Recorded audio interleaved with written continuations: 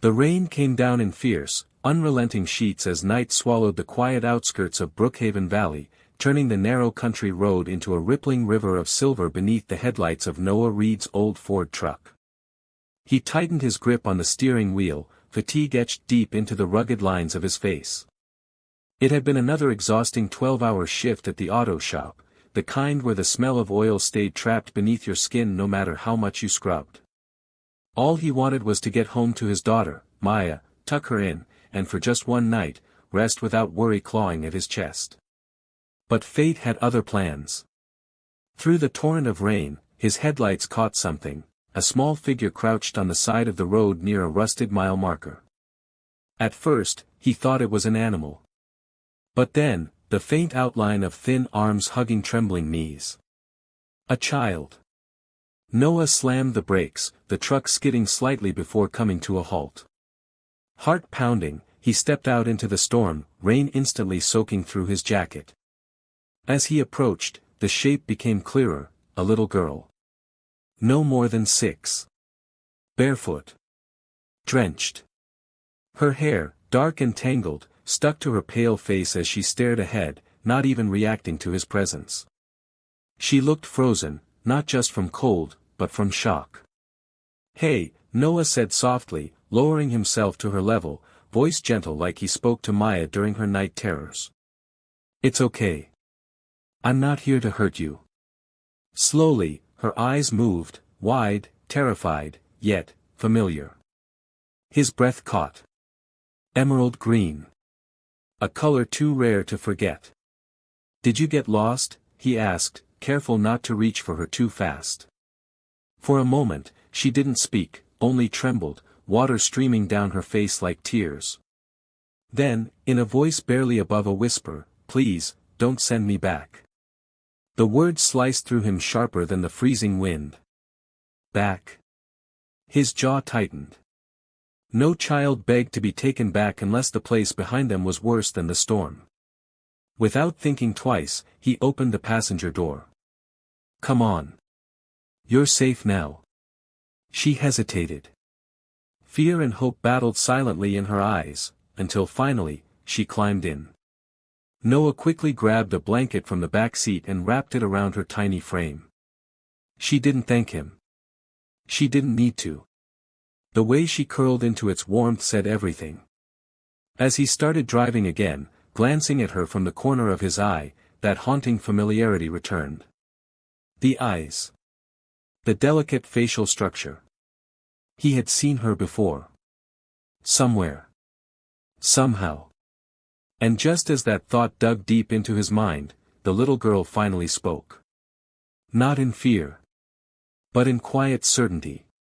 "You have a daughter." His hand stiffened on the wheel. How do you know that?" She slowly turned her head, and for the first time, looked him directly in the eyes. "Because," she drew a shaky breath. "She looks just like me." The windshield wipers squealed as they fought against the relentless storm, but Noah barely noticed. His pulse hammered in his ears as her quiet words echoed like a warning. "She looks just like me." He glanced at the little girl again, really looked at her this time. Even in the dim glow of the dashboard, there was no denying it now. The sharp nose. The soft jawline.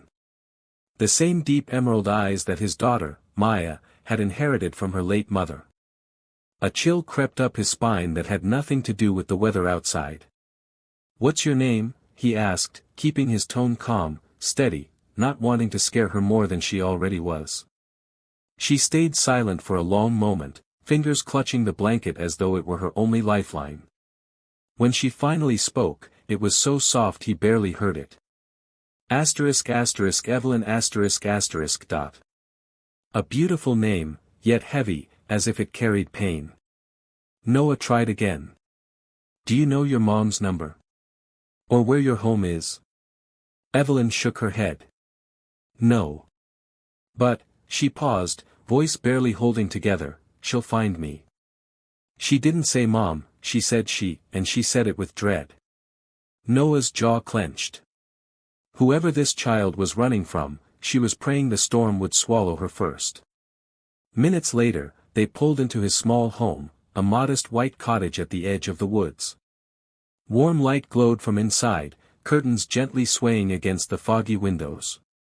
As soon as he lifted Evelyn out of the truck, she clung to him, not like a child seeking protection. Like one terrified protection wouldn't last. He carried her inside. And then, a soft voice from the hallway. "Daddy?" Little Maya, in her pastel pajamas, stood rubbing her sleepy eyes. She froze when she saw the girl in Noah's arms. Evelyn looked up. And for the first time since he found her, she smiled. Softly. As if she were relieved. "Hi." Her voice was calm. Almost certain. "I'm your sister." Time stopped. Noah almost dropped her. Maya blinked, confused, but unafraid, taking a hesitant step forward. "Sister?" Evelyn nodded. "Yes." Their eyes, the same impossible green, met for barely a heartbeat. And somehow, the air in the room shifted. Noah stepped in fast, gently placing Evelyn on the couch. "She's just staying for tonight," he said quickly, trying to ground reality before it unraveled. "She's lost. I'll call the authorities first thing in the morning." Evelyn looked at him then. And in that gaze, older than her years, there was a truth she hadn't spoken yet. A truth that had chosen him, not the police. "You can't call them," she whispered. "They'll take me back." And as thunder roared outside, Noah slowly realized, she wasn't just lost. She was running from something no law could save her from, ***. The storm deepened by the hour, turning the world outside Noah's windows into a roaring blur of darkness and rain. He had put both girls to bed. Maya curled up safely in her room, Evelyn still awake but silent, eyes open and haunted as if afraid to blink. Noah stood by the kitchen counter, phone in his trembling hand. 20 minutes had passed since Evelyn's plea, "Don't call them. They'll take me back," every instinct screamed to dial 911. Every fatherly instinct screamed not to. The legal thing to do was clear. But the right thing? Not so easy. He stared at the phone. At the doorway. At the storm. He felt like a man standing on the edge of a choice that would alter everything. Then, bang, the front door rattled, hard. Noah's blood ran cold. Midnight. In this storm. No one sane would be out here. Bang. Bang, *** Urgent. He grabbed the bat from beside the shoe rack and moved silently toward the door, careful not to wake the girls. His heart thudded in his chest as he peered through the peephole. A woman. Standing in the storm. Drenched from head to toe, hair plastered, makeup streaked, an elegant evening gown soaked in mud. She looked completely out of place in the rural darkness, like she had walked straight out of a gala and into a nightmare. And her eyes, emerald green. The same, ***. Noah's breath froze. Before he could speak, she pounded again. "Please, open the door, ***. I know she's here, ***. The voice wasn't threatening. It was breaking. Against every urge to keep his home sealed, Noah opened the door slightly. The woman staggered forward, gripping the frame for balance. She looked like she hadn't breathed in hours. "Where is she?" she whispered. Noah didn't answer. "Are you her mother?" he asked instead, measured, guarding every word. Her face twisted with pain. She shook her head. Then, with a voice that should not have held such devastation, she said something Noah was not prepared for. No, I'm her kidnapper, ***. The storm outside silenced in comparison to the storm that detonated in his chest. His grip tightened on the bat.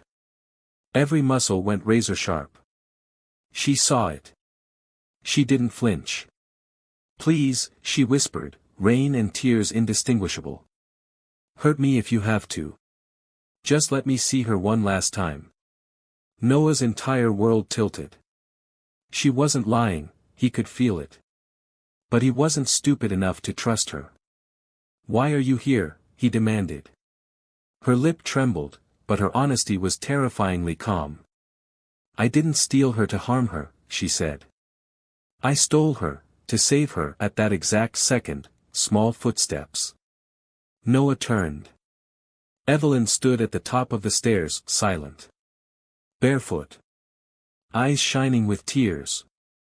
And in a voice so soft it shattered the night, she whispered one word.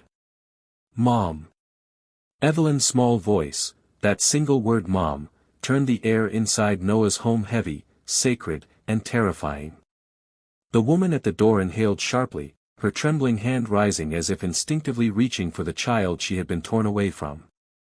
Noah stepped forward fast, protective, his arm gently barring Evelyn from coming any closer. The woman didn't protest. She didn't move.